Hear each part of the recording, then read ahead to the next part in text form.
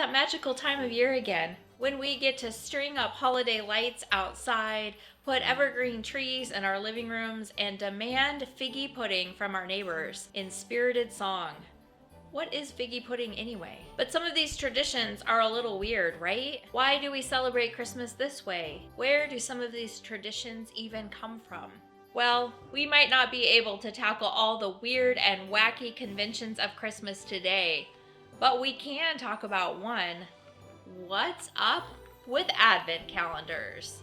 Have you ever browsed the decorations aisle at Walmart and wondered what these things are or where they come from? Or, more importantly, why your mom never let you eat all the chocolate in one day? The answer probably has more Nazis in it than you would think. Wait, what? Some of the earliest precursors to the modern Advent calendar that you might find in the aisles of Walmart began popping up in mid-19th century Germany, mainly in Protestant branches of Christianity. During the season of Advent, the 4 weeks leading up to Christmas, households were counting down the days until Christmas by doing things like lighting candles or marking walls with chalk.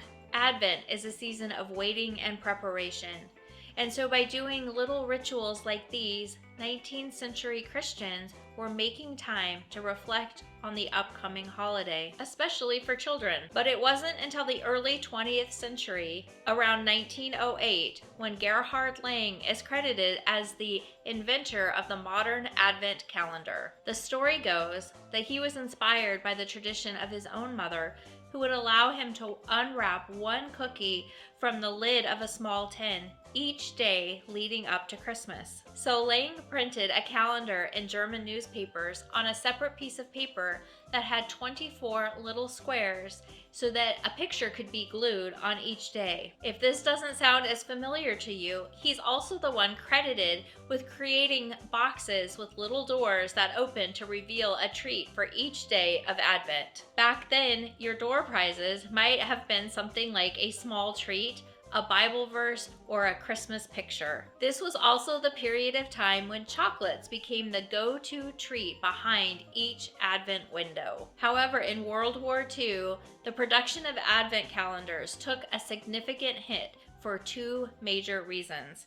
And this is where the Nazis come into our story. In Germany, the Nazi Party actually put a ban on the printing of traditional Advent calendars, instead advocating for the distribution of their own calendars that contained holiday propaganda. Their goal was to divorce the concepts of Christmas and Advent so that the calendars were no longer a countdown in anticipation of the coming of Christ. They were simply daily activities for families to do together and a way for the Nazi Party to push their racist political agenda and propaganda onto children.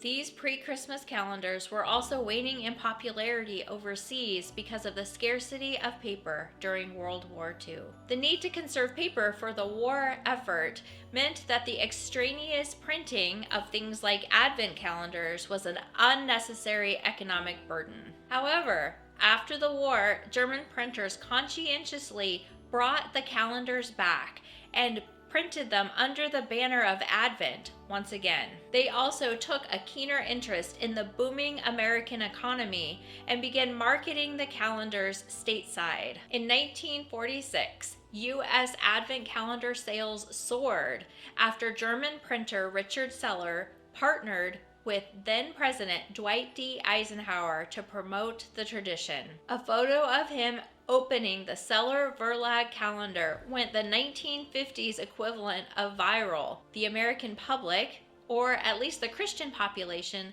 adopted this new holiday countdown. And the rest is history. But that was almost 100 years ago. Why are Advent calendars still so popular now?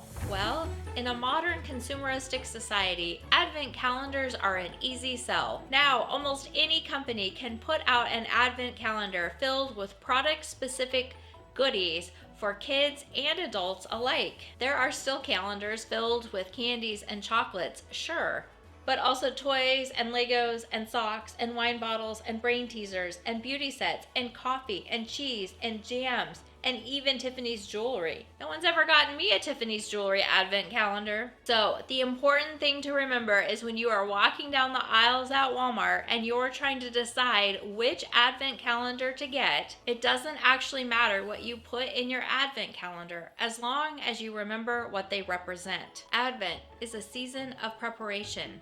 We still wait 4 weeks to celebrate because we recognize that preparation is a sacred part of the Christmas story. So, you can enjoy all 24 of your Advent candies as long as you don't eat them all at once.